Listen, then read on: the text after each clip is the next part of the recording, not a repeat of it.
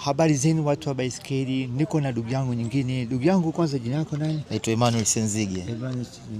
Emmanuel Senzige. Jina ngumu. Umetoka wapi kwanza? Tumetoka Dar es Salaam. Umetoka Dar es Salaam? Hiyo jina sio kawaida. Umetoka wapi? Hao watu wa Chome huko Same huko Upareni. Same. Njia ya kwenda Moshi ile. Njia ya kwenda Moshi. Mikomazi hiyo. Safi kabisa.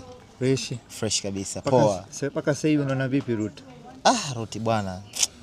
Kweli ilikuwa ngumu. Ngumu kidogo? Ngumu kidogo. Elevation ni kubwa sana. Okay. Kwa siku ya jana ilikuwa kama 1200. Okay. Elevation. Na unaendesha sana huko kudaa?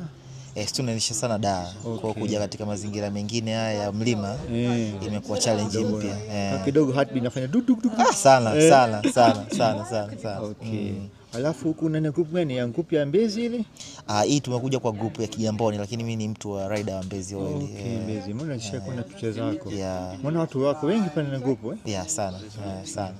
Hongera sana. Nashukuru sana. Vipi, umefurahi kuona mimi? Nimefurahi kuona surprise nzuri. Safi sana siku hii.